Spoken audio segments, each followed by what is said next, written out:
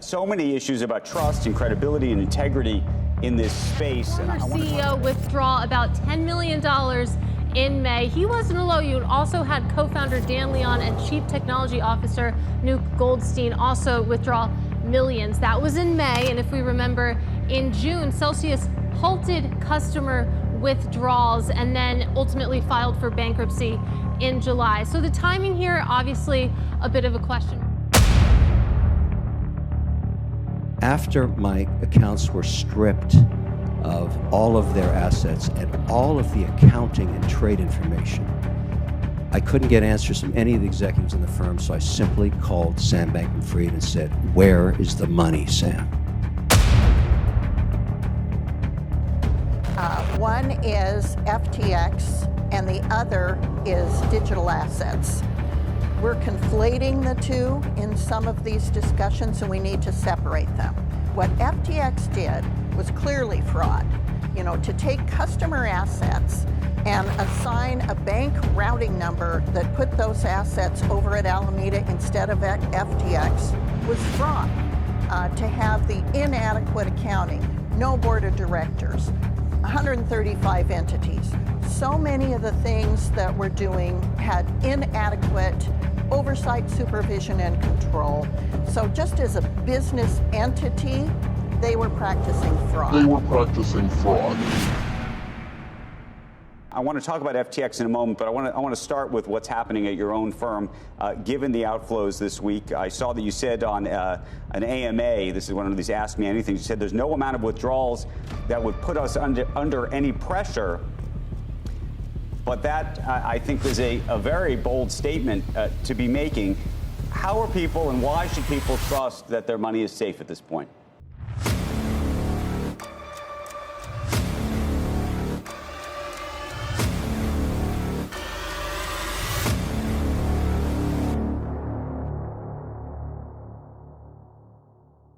Olá pessoal e sejam bem-vindos a mais um episódio do canal Dividendos. E com este novo ano chegam novas oportunidades. Se tens estado a par de tudo o que tem acontecido no mundo cripto, então tens motivos para estar preocupado.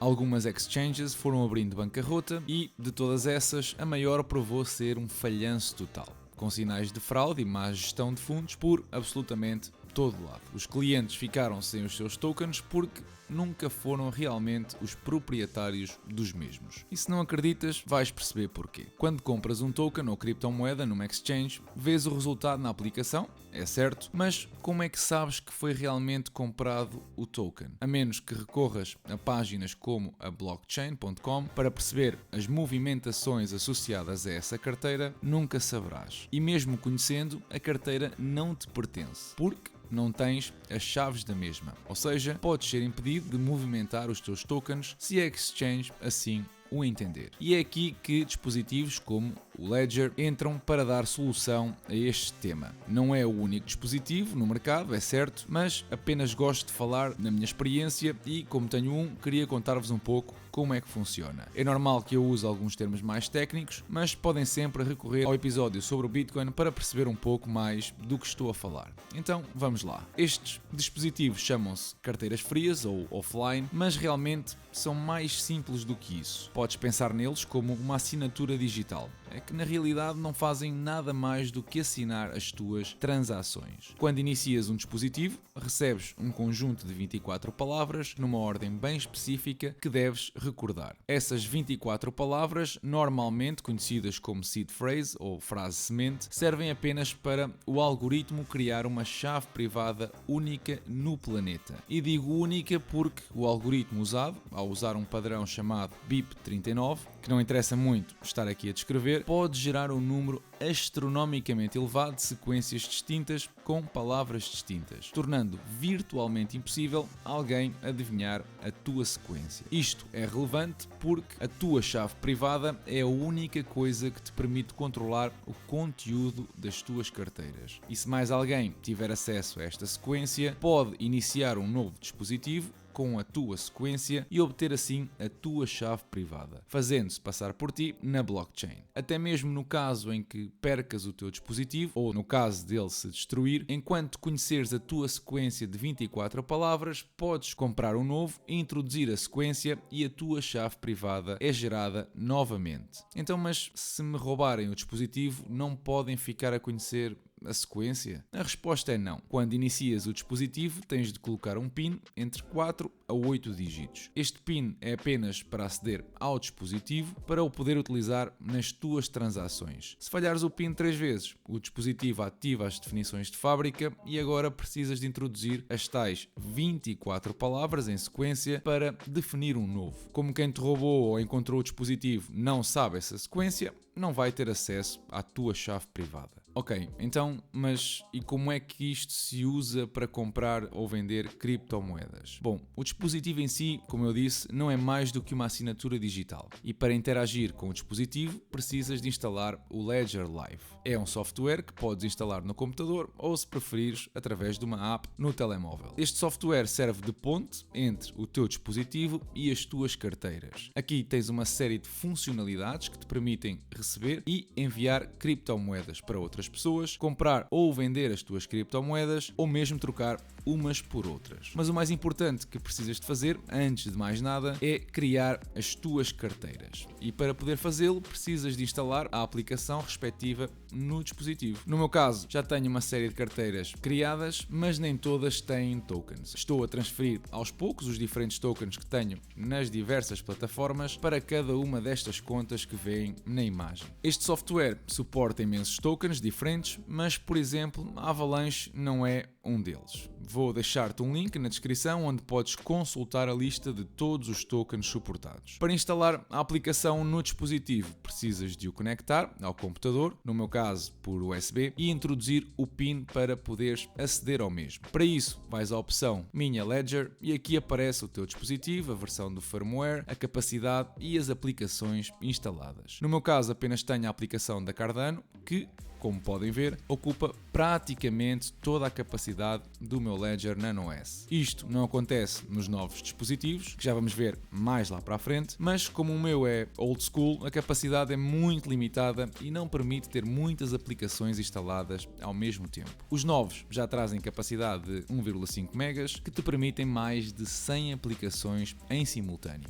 Mas se estás numa situação como a minha, podes instalar a aplicação do token que pretendes operar e desinstalar livremente sem perder os teus tokens. Por exemplo, para poder receber ou enviar Bitcoin, tenho de desinstalar a aplicação da Cardano e depois instalar a aplicação Bitcoin. Posso ainda instalar a aplicação da Polkadot para poder operar também esse token e o dispositivo fica praticamente com a capacidade completa. Depois podem criar uma carteira para cada um deles, mas no meu caso já estão criadas, como vimos anteriormente. E com as carteiras criadas, estão prontos a enviar e receber tokens. Para receber, precisas de conhecer o endereço da tua carteira e, portanto, escolhes o token, ligas o dispositivo e este partilha o endereço da tua carteira. Para enviar é um bocadinho diferente, mas igualmente simples. Escolhes o token, a quantia e o endereço para o qual queres enviar. E no fim, tens de assinar a transação com o dispositivo. E agora perguntas, porquê é que para enviar eu tenho de assinar e para receber basta partilhar o endereço da carteira? Isto é muito importante e quero que entendas realmente o que é que aconteceu até aqui. Imagina um cofre de um banco com imensas caixas, mas num conceito digital. O teu dispositivo Ledger guarda a única chave capaz de abrir as tuas portas. Cada vez que crias uma nova conta ou uma carteira, um novo cofre é criado a partir dessa chave e é assignado um endereço ou uma chave pública. Essa tua chave pública é usada por quem te quer enviar os tokens. É o endereço de cada uma das tuas carteiras. Para poderes retirar o conteúdo do cofre,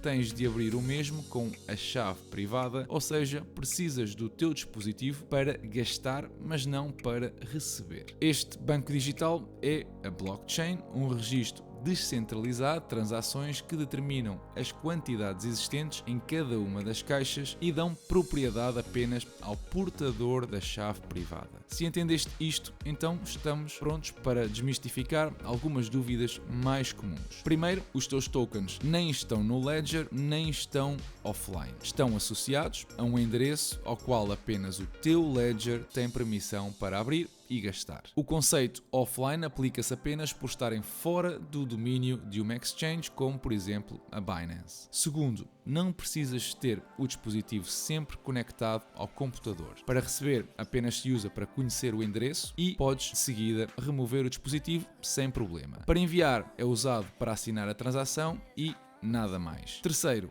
se o dispositivo se perder, podes sempre recuperar a tua chave privada comprando um novo e introduzindo a tua sequência de 24 palavras, garantindo assim o acesso às tuas carteiras já existentes. Mesmo se a empresa Ledger por alguma razão falir ou deixar de produzir ou atualizar os dispositivos, não tens problemas sempre e quando guardes a tal sequência de 24 palavras que permitem gerar novamente a tua chave privada. Quarto, instalar e desinstalar aplicações não te faz perder os tokens nem o acesso às carteiras, apenas deixas de conseguir operar a carteira respectiva. Como a chave privada é gerada da sequência das 24 palavras, sempre que instalas a aplicação e queres assinar, a chave privada será a mesma. Agora falemos um pouco sobre os modelos existentes. A Ledger atualmente vende 3 modelos, o Nano S Plus, Nano X e mais recentemente o Stax, todos com preços bem distintos. As grandes diferenças de funcionalidade entre as Nano S Plus e Nano X é mesmo o Bluetooth. A memória difere pouco e, quanto a mim, a ligação por Bluetooth não justifica a diferença do preço. A Stax é um dispositivo recente, muito mais caro, com ecrã tátil e uma série de funcionalidades que não trazem nada de novo, exceto funcionalidades visuais. No que realmente importam, são iguais: segurança e compatibilidade. Se estás interessado em adquirir alguns destes dispositivos, eu vou deixar um link na descrição que podes usar livremente. Não te altera em nada o preço e ajuda o canal com 10% de comissão. Também vou deixar um link com um tutorial todo em português que podes seguir passo a passo caso tenhas alguma dúvida na instalação do teu dispositivo. Se por outro lado preferes que faça mais episódios a mostrar mais funcionalidades, deixa o teu like e partilha a tua opinião na caixa de comentários. Na semana passada tivemos o governador do Banco Central Português a dar uma entrevista à RTP e eu gostava de comentar alguns pontos. Mas antes, uma nota sobre o trabalho horrível do jornalista que, além de interromper, complementava ele mesmo as respostas constantemente. Zero serviço público de esclarecimento. Mas vamos lá ver. Vejamos qual é a opinião de Mário Centeno sobre até onde podem chegar as taxas de juro do Banco Central Europeu. Acredita que pode ter que chegar aos 4,4%, que é, por exemplo, a taxa americana neste momento, determinada pela Reserva Federal dos Estados Unidos? Eu poderia dizer até a nossa expectativa é que isso não vá acontecer. Bom, segundo ele, é impossível chegar aos 4%. Ora, o Banco Central Europeu vai tomar decisões sobre as taxas de juros em fevereiro, março, maio, junho e julho do próximo ano, o que são 5 vezes. A taxa de juros atual, a mais importante, é de 2,5% e, segundo a promessa da Presidente, a Christine Lagarde, vão manter as subidas por muito tempo. Ora, se 3 dessas subidas forem de 0,5%, dá precisamente os 4%. Sim, lá para maio. Ou, se todas forem subidas, como prognosticado pela Presidente, chegam mesmo aos 5%. Espera lá. Então, muito tempo são 5 meses? A Lagarde diz uma coisa e agora o Centeno diz outra. Percebem agora o porquê disto andar tudo à volta da gestão de expectativas? Vamos ouvir o que o Mário Centeno tem a dizer sobre a perda do poder de compra dos portugueses neste último ano. Deixe-me dizer, de forma muito intuitiva, 1 ou 2 pontos percentuais a mais nos salários ou nas margens, neste momento, vão atrasar a descida da inflação e, ao atrasar a descida da inflação, vão provocar uma reação mais forte da política monetária e o que vamos pagar no médio prazo por estar a atrasar este processo é incomparavelmente mais, todos os modelos dizem isso, do que uma atitude mais contida neste momento. Eu sei que isto pode parecer difícil de fazer ou de conseguir, mas é mais interessante de ouvir, é quase um desígnio. Sim. Ouviste bem, o teu salário subiu 4% e a inflação é de 10%. Aceita isso de bom grado antes que os obrigues a causar uma recessão que, essa sim, mete toda a gente a panicar. Ele disse-o em direto. Aceita que vais perder poder de compra porque se começas a pedir ao teu patrão para te dar aumento igual à inflação, estás a contribuir para que se mantenha elevada e no futuro será ainda pior. Mas será que em toda a entrevista ele deu algum sinal do porquê de achar que isto das subidas de juro é tudo bluff? Será que há algum detalhe que indique que o BCE está a fazer all-in numa descida da inflação durante os primeiros 6 meses do ano e que a coisa pode correr mal? Acha que se tivesse atuado mais cedo, se o BCE tivesse atuado mais cedo... honestamente convencido... Continua que o que foi feito foi o bem feito? Naquilo que nós conhecemos hoje, a minha resposta é sim. Nós temos dimensões na Europa muito importantes para acautelar que os Estados Unidos não têm. Por exemplo, as questões de fragmentação na área do euro, que estão... Países diferentes têm inflações diferentes, por exemplo. Inflações e dívidas diferentes. Aqui está ela. O problema da dívida de alguns países, que se vê agravado com as subidas das taxas de juro, é que pode levar à fragmentação da União Europeia. O medo de que a União Europeia colapse é real. Por isso, inventaram a tal ferramenta de limitar os spreads entre dívidas públicas, mas que, ao ser utilizada, será sempre vista como voltar ao quantitative easing, o que é contraproducente no combate à inflação. Ora, nem de propósito, a inflação por cá baixou ligeiramente para os 9,8%, mas há a boleia da desaceleração do preço da energia. Aquilo que interessa, a inflação core, digamos, continua a subir e já está acima dos 7%.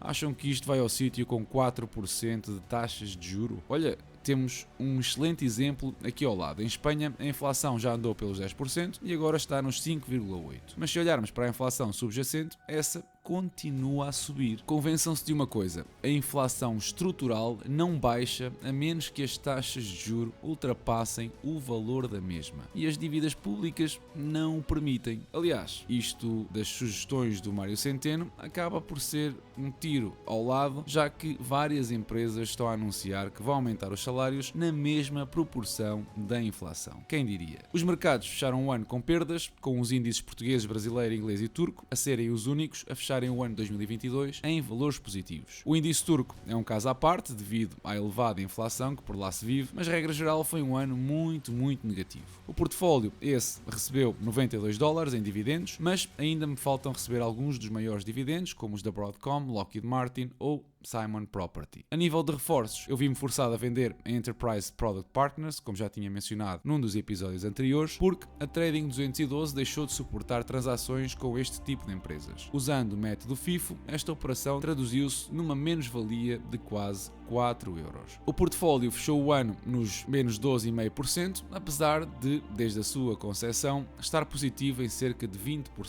Mas vamos ter tempo de analisar todos os resultados num episódio lá para meio do mês. E por hoje é tudo. Se gostas deste tipo de conteúdo, apoia o canal, deixando um like, subscrevendo, seguindo-me nas redes sociais Instagram e Patreon, onde tens mais alguns benefícios, e não te esqueças também de reclamar a tua ação gratuita na Trading 212 usando o código DIVIDEND. Bem-vindos a 2023 e que este seja um ano diferente para melhor. Desejo-vos uma excelente semana e bons investimentos.